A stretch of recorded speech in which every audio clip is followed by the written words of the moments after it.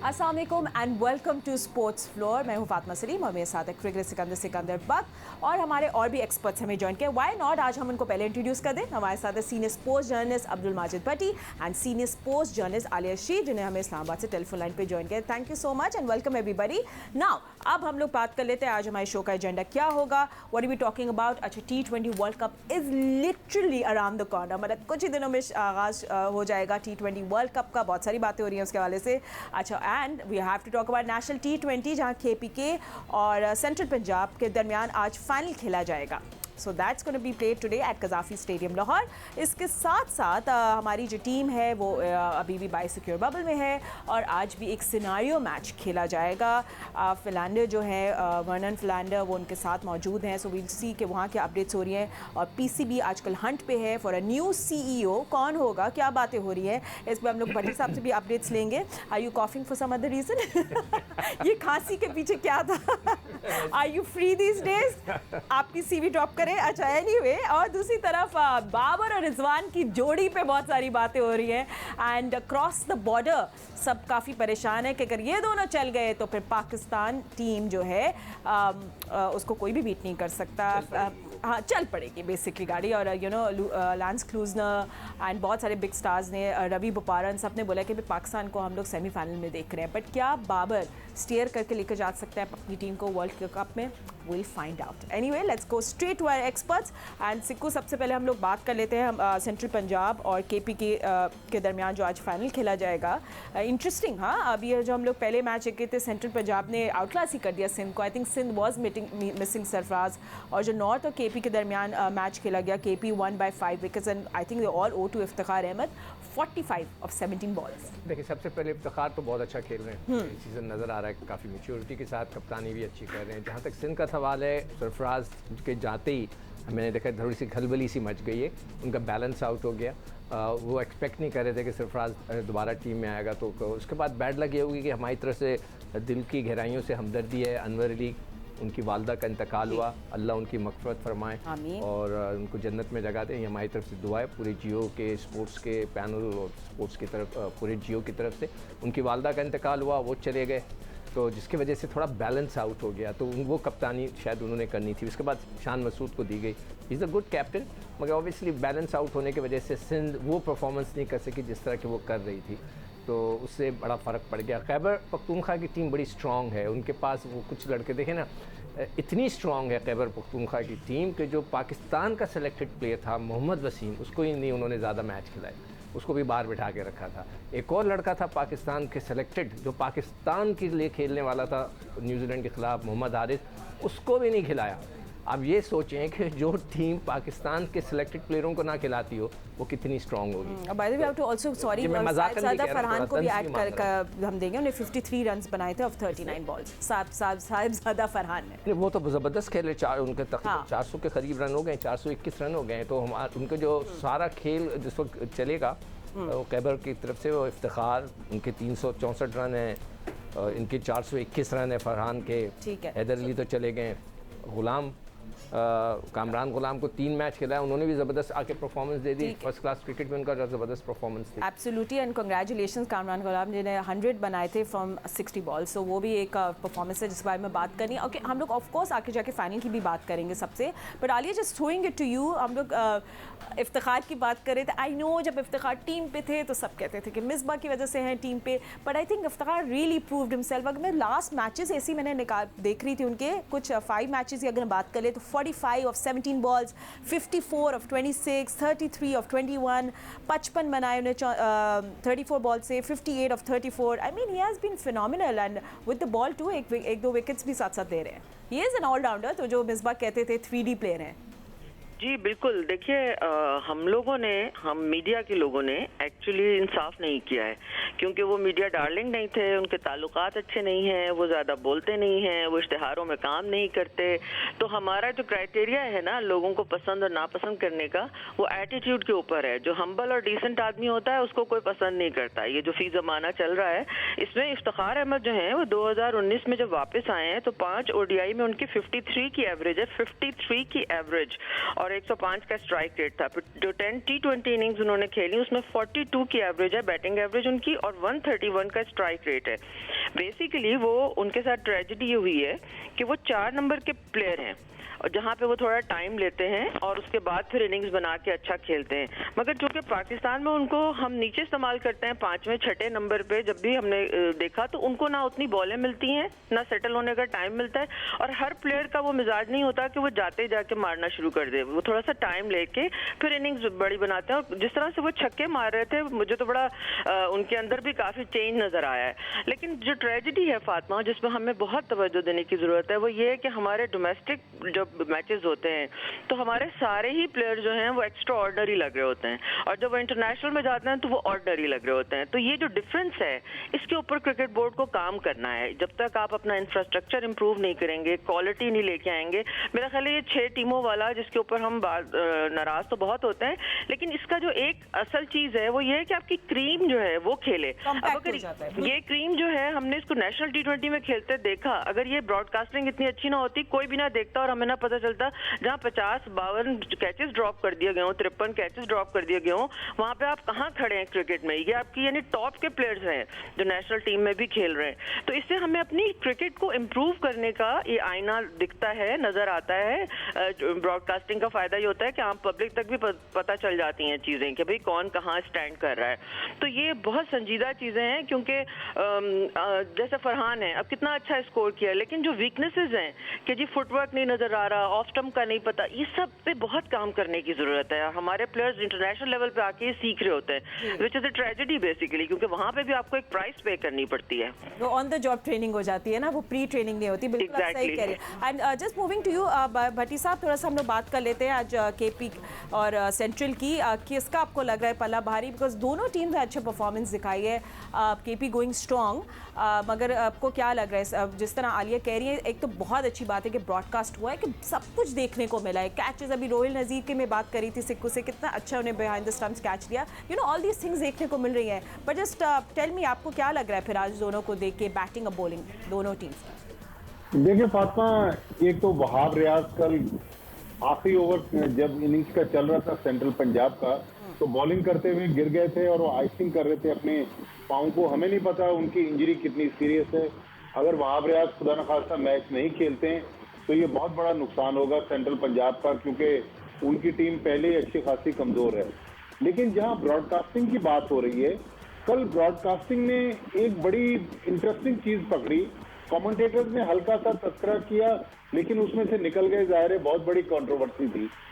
खुर्रम मंजूर को जिस वक्त कामरान अकमल ने स्टंप किया है, तो उन्होंने विकेट से 3-4 इंच पहले ग्लव्स उनका नजर आ रहा है, उन्होंने वहां से गेंद पकड़ी और खुर्रम मंजूर को स्टंप कर दिया। जब वो वापस जा रहे थे तो शान मसूद ने, जो 4th अंपायर थे, उनसे भी प्रोटेस्ट किया, और टीवी पे जब आप रिप्ले देख रहे थे तो नजर आ रहा था कि कीपर ने विकेट से पहले गेंद पकड़ ली थी। मेरे ख्याल में जब वो रिव्यू के लिए गया तो 3rd अंपायर को, जो टीवी अंपायर थे, उन्हें नॉट आउट देना चाहिए था।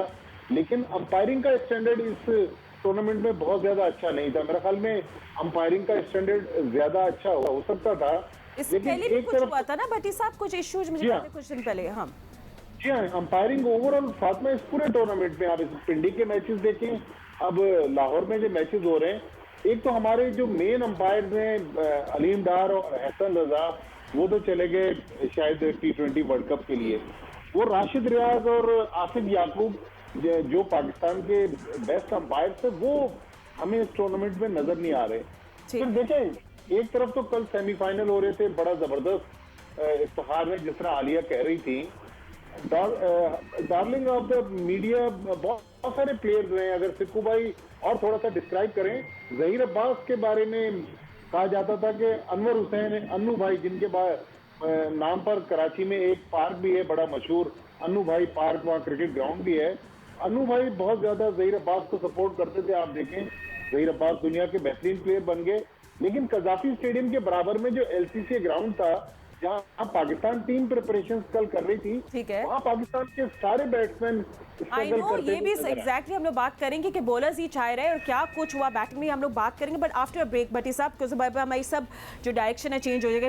इन क्रिकेट हर कोई बात कर रहा है ICC world cup, world T20 की, जिसका आगाज़ होने वाला है कुछ ही दिन में। अच्छा, बाय द वे बहुत सारे लोग पूछे थे कि वार्म अप की क्या मैचेस की अपडेट्स है, तो वो भी आपको बता दें कि अक्टूबर की 18 तारीख को हम लोग वेस्ट इंडीज़ के खिलाफ खेलेंगे फर्स्ट वार्म अप मैच, और दूसरा वार्म अप मैच हमारा साउथ अफ्रीका के खिलाफ होगा अक्टूबर 20 को। रिमेंबर, ये दोनों मैचेस टेलीवाइज्ड होंगे, so which is a good thing कि हमें पता चलेगा वार्म अप मैचेस में क्या हो रहा है। मीनवाइल बाय सिक्योर बबल में भी मैचेस हो रहे हैं, सिनेरियो मैचेस खेले जा रहे हैं, और बेसिकली जो ये सिनेरियो मैचेस हैं इनमें आपको टारगेट्स दिए जाते हैं जिनमें फिर आप बाद में देखते हैं कि क्या प्लेयर्स ने किया। तो सिनेरियो मैच में बॉलर्स ने जो है बड़ी कामयाबी दिखाई, उन लोगों ने बड़ा ज़बरदस्त खेला, और टॉप ऑर्डर को 15 ओवर्स में 150 रन का टारगेट मिला था। टॉप ऑर्डर अच्छी परफॉर्मेंस नहीं दिखा सकी, बाबर, रिजवान और मोहम्मद हफीज़ ने बहुत अच्छी बैटिंग की, मगर बाबर, रिजवान एक्चुअली नाकाम हो गए। शाहीन शाह अफरीदी, इमाद वसीम, हसन अली, शादाब खान और हारिस रफ ने 15 ओवर्स में सिर्फ 106 रन दिए, और जो मैच का दूसरा हिस्सा था उसमें मिडिल ऑर्डर बैट्समैन को 12 ओवर्स में 102 रन बनाने थे। हफीज़, उस्मान कादिर, मोहम्मद नवाज, मोहम्मद वसीम जूनियर और शाहनवाज धानी ने 12 ओवर्स में 100 रन दिए, और सिनारियो मैच में इमाद वसीम 38 और हफीज़ 30 रन बनाकर टॉप स्कोरर रहे। So Sikko, just looking at this, it's just team, your team versus your team, but all comes down to जब आप दूसरी टीम के साथ खेलेंगे।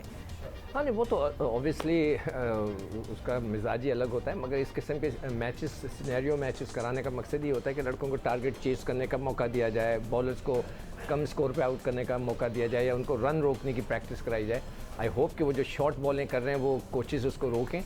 जो हम आखिरी ओवर में आके शॉर्ट गेंदें करते हैं, छक्के खा रहे हैं हमारे बॉलर्स, मैं अमेजिंग है, मैं तो हैरान हो जाता हूँ कि कैसे हो रहा है, चाहे वो दौर हो या अब का दौर हो। जॉकर्स जो हैं, इट्स वो गेंद है कि जिस पे रन्स नहीं बनते, तो ये सारी चीज़ें देखते हैं, रिजल्ट्स आएंगे। मगर वही जो मैं आप बात कर रहा था कि हमारा मुल्क शायद वाहिद मुल्क होगा कि जिसमें जो लड़का पाकिस्तान के लिए सिलेक्ट होता है वो अपने जो छोटी टीम होती है, जो कि किसे कहते हैं रीजन की टीम, उससे नहीं खेल पाता। तो ये एक बहुत बड़ा है, इसलिए मैं चाहता हूँ कि टीमें ज़्यादा होनी चाहिए। 6 टीमों से उसकी क्वालिटी नहीं बढ़ती। और जो अभी बात हो रही थी कि मीडिया का डार्लिंग होना या वो ऐसी चीज़ नहीं होती। आप परफॉर्मेंस करते हैं, जो दिखता है, तो फिर लोग उसकी बातें करना शुरू करते हैं। सिर्फ अगर आप कहें कि ये बहुत अच्छा है, उससे काम नहीं चलता। जब खुद ब खुद लोगों की राय तब्दील होती है, जब वो आता है स्क्रीन पे और आके रन्स कर रहा होता है, और सब उसकी फिर तारीफ करने लगते हैं कि हाँ, yes, he is the player. I know, and आगे जस्ट कमिंग टू यू, आप पहले भी जो बात करें, देखिए आप इस सिनारियो मैच पे तो हम लोग को तबसरा नहीं करेंगे, बट आई थिंक ये सिनारियो मैचेस एक आई ओपनर होता है आपके खुद के लिए, as a individual, as a player, कि आप कितने पानी में हैं, आपके बॉलर्स अच्छा कर रहे हैं। अगेन आप जो सब बातें करने लग जाते हैं, ऑब्वियसली जब इस मैचेस के रिजल्ट आए, एवरीवन इज सेइंग आपका मिडिल ऑर्डर अभी भी थोड़ी सी हमें लग रहा है कि वहाँ खिचड़ी पक रही है, what do you want to do, who do you want to play, ये अभी भी बिग क्वेश्चन मार्क है, स्पेशली एज अ फैन मेरे लिए भी है। जी बिल्कुल, हाँ। बिल्कुल बहुत सारे क्वेश्चन मार्क्स हैं फातिमा। बल्कि मुझे तो जो नेशनल T20 के जो आखिरी 2-3 मैचेस में मैंने रिजवान की परफॉर्मेंस देखी है वो ठीक नहीं थी। ऊपर से अब अगर आप परफॉर्मेंस वाइज देखें तो पाकिस्तान का जो ये ओपनिंग पेयर है, सवाए इसके आपके बाकी सारे लोग जो हैं वो वल्नरेबल नज़र आते हैं। मिसाल के तौर पर फ़खर जमान जो है, इनका UAE में तो वैसे ही रिकॉर्ड बिल्कुल अच्छा नहीं है T20 में स्पेशली, और लेकिन वो जेन्युइन मैच विनर है, जिस वक्त खेलेंगे पाकिस्तान को जितवा भी सकेंगे, क्योंकि उनकी जो नहीं फातिमा, पिछले 12 महीने में यानी 1 साल में 16 मैचेस में उनकी 19 की एवरेज है, तो हम इससे ज़्यादा बेहतर जो है वो एक्सपेक्ट करते हैं। बिल्कुल इसी तरह हफीज़ जो है, उनकी परफॉर्मेंस बहुत बुरी है इस साल 2021 में। 2020 में वो टॉप पर थे, लेकिन 2021 में जो है वो उनकी परफॉर्मेंस इस तरह की है कि 18.28 की उनकी एवरेज है, 457 रन उन्होंने बनाए हैं 28 मैचेस में। तो हम अभी परफॉर्मेंसेस की बेस पे ना बहुत ज़्यादा इसको डिस्कस नहीं कर सकते, क्योंकि किसी की भी सवाए रिजवान और बाबर आजम के कोई बहुत एक्स्ट्रा ऑर्डिनरी और शाहीन के बॉलिंग में परफॉर्मेंसेस नहीं हैं, तो इससे कोई फ़र्क नहीं पड़ता। अब एक टीम जो है वो नए जज्बे और नई सोच और नई अप्रोच के साथ ज़ाहिर है वर्ल्ड कप खेलने जा रहे हैं। एक्सपेक्ट हम ये करते हैं कि हफीज़ और शोएब मलिक के होते हुए जो जूनियर्स हैं, क्योंकि देखिए ये एक बहुत बड़ा प्लेटफॉर्म है, बहुत मैग्नीट्यूड बहुत बड़ा है वर्ल्ड कप का। यहाँ पे जो यंग प्लेयर्स आपके साथ जा रहे हैं, मिसाल के तौर पे हैदर अली हैं, फ़खर हैं, इन लोगों को सबको एक एतमाद देने की ज़रूरत है। वो सीनियर से हम ये एक्सपेक्ट करते हैं कि वो एक जो टीम मैन का जो रोल है वो निभाएंगे, कप्तान को भी सपोर्ट करेंगे और क्रंच सिचुएशन में जो है वो डिलीवर भी करेंगे। तो सबसे हमें ये एक्सपेक्ट करना चाहिए। और अब जब हम अभी आप 2 मैचेस का जिक्र कर रही थी जो पहले दिखाए जाएंगे 18 और 20 को, उससे भी काफ़ी चीज़ें हमें पता चलेंगी कि कौन जो है वो कहाँ तक है। बट इवेंचुअली जो मैच का प्रेशर होता है वो मैच का प्रेशर होता है उस मैच का, और हमारा तो मैच भी इंडिया से है। आई एम श्योर एक चीज़ ये है कि वो यकीनी तौर पे उन्होंने इतना होमवर्क दुनिया की टीमें करती हैं, तो हमारे प्लेयर्स के ऊपर भी हमारा उतना होमवर्क हर इंडिविजुअल पे है। टेक्निकली उनके फ्लॉज पे, उनकी स्ट्रेंथ पे ये देखना होगा ज़रूरी। ठीक है। एंड बटीसा, जस्ट कमिंग टू यू, जो आलिया बात कर रही थी भारत के मैच के, आई थिंक सब जो हम देख रहे थे कि भारतीय जो क्रिटिक्स है, एनालिस्ट है, वो लोग भी सब बात करें रिजवान और बाबर की जोड़ी के बारे में कि वो चल गई तो ये टीम को आगे ले जाएंगे, जितवा सकते हैं, पाकिस्तान सेमीफाइनल तक पहुंच सकता है, फाइनल का तो कुछ ही कह सकते। तो बहुत ज़्यादा इन पे नजरें। मेरे एज अ फैन मैं सोच रही हूँ कि हमें इनसे ओपनिंग कराना चाहिए। मुझे क्यों लगता है कि ऐसा होना चाहिए कि रिजवान या बाबर ओपन करें, रिजवान को हम कहीं नंबर 3 या 4 पे रख ले just to be safe. But what do you say to that? देखिए फातिमा, पाकिस्तान टीम का जो मेन मेरा ख्याल बैटिंग लाइन रिलाई करेगी वो बाबर और मोहम्मद रिजवान की परफॉर्मेंस पर करेगी। अगर नीचे चले जाएं तो मोहम्मद हफीज और शोएब मलिक, जाहिर है एक 40 साल के हैं, एक 41 साल के हैं, दोनों अपने आखिरी वर्ल्ड कप खेल रहे हैं, तो उनके लिए भी एक लाइफ टाइम अचीवमेंट है कि अगर यहाँ पे करके वो क्रिकेट से अलग होंगे तो लोग उनको याद करेंगे। लेकिन अभी तक कोई पाकिस्तान टीम की जो बैटिंग लाइन का जो नक्शा है वो कोई क्लियर हमें नजर नहीं आ रहा। मैथ्यू हेडन कहाँ पर है? देखिए, मैथ्यू हेडन को अभी तक टीम को ज्वाइन कर लेना चाहिए था। वो कमेंट्री कर रहे हैं दुबई में। अगर वो जाहिर अब फ्राइडे को टीम ने चला जाना है। थोड़ी सी फातिमा करेक्शन कर दूं कि आज पाकिस्तान का सिनेरियो मैच नहीं है, आज कल मैच होगा और परसों टीम ने जाना है। तो मेरे ख्याल में मैथ्यू हेडन के साथ अगर एक आध कोई वर्चुअल सेशन हो जाते तो अच्छा है। सिको, आप अपने मिडिल ऑर्डर को देख रहे थे और आप अभी भी कंफ्यूज लग रहे हैं मुझे। माजरत के साथ हमारी टीम इफ एंड बट्स पे चल रही है।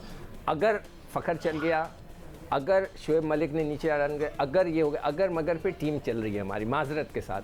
असल में चीज़ हमें करंट फॉर्म देखनी चाहिए और करंट फॉर्म के हिसाब से हैदर अली सबसे अच्छा खेल रहे हैं इस वक्त, ठीक है। तो हमें उनको ज़रूर अंदर उनको चिप इन कर देना चाहिए कि वो किसी तरह अंदर चले जाएं। सरफराज अच्छा खेल रहे हैं, अगर उनकी जगह बनती है उनको ले जाने का मुझे तो मकसद समझ में नहीं। अगर वो नहीं खिला रहे उन्हें, खिलाएं उन्हें। तो इस वक्त माजरत के साथ हमारी टीम इफ़ एंड बट पे है और अगर दोनों हमारे टॉप के प्लेयर चल गए तो हमारी टीम चलेगी, वरना हम स्ट्रगल करेंगे। ठीक है भट्टी साहब, आपका क्या कमेंट है इस पे? Sorry, I am running short in time.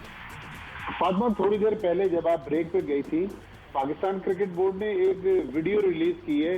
Vernon Flanders जो पाकिस्तान टीम के बॉलिंग कंसल्टेंट हैं, वो पाकिस्तानी फास्ट बॉलरों के साथ नेक्स्ट सेशन कर रहे हैं। आप भी देखिएगा प्रोग्राम के बाद, सिक्कू भाई को भी दिखाएगा, कल इस पर डिस्कस करेंगे। थोड़ा गैर रिवायती अंदाज में वो उनको बता रहे थे, उनको किस अंदाज से भी कर रहे थे। गैर रिवायती मतलब एक ट्रेडिशनल वे होता है ना, तो हंसी मजाक भी कर रहे थे उनको। हाँ, हाई फाइव्स भी दे रहे हैं। जी हम देख रहे हैं। सॉरी बटी साहब, मुझे आपकी आवाज़ नहीं आ रही। बट आलिया, थिंक आगे वाले प्रोग्राम पे ज़रूर बात करेंगे about middle order and we need to see. और अच्छी बात है कि वार्म अप मैचेस में थोड़ा हमें पता चल जाएगा क्योंकि टेलीवाइज होंगे कि वेयर वी स्टैंड। बिल्कुल फातिमा, जो भी पॉइंट्स हम रेज कर रहे हैं, सिक्कू कह रहे हैं, ये बिल्कुल सही हैं। क्योंकि आप जब रीसेंट परफॉर्मेंसेस देख रहे हैं ना, बेसिकली आप उस पर जाते हैं तो वो फिर उतनी इम्प्रेसिव नज़र नहीं आती। हैदर अली एक वाकई ऐसा नौजवान है जिसके ऊपर ज़रूर तवज्जो देनी चाहिए, बजाय इसके कि उसको हम ज़ाया करें। और कॉन्फिडेंस एक दफ़ा शैटर्ड हो जाता है तो आपको पता है फिर दोबारा टीम में आना और दोबारा से बिल्डअप करना मुश्किल होता है। बहुत जैसे आप कह रहे हैं हैदर अली का बल्ला चला। I am so sorry, I hate interrupting you all, क्योंकि हमारी इतनी अच्छी कॉन्वर्सेशन जारी होती है, but we running short on time. तो अभी हमारे प्रोग्राम का खत्म होने का वक्त हो गया। Thank you so much for joining us. Sikku, आपने अपनी सीवी रेडी कर ली। Well thank you so much. और मजीद स्पोर्ट्स न्यूज़ के लिए देखते रहिए जियो न्यूज़।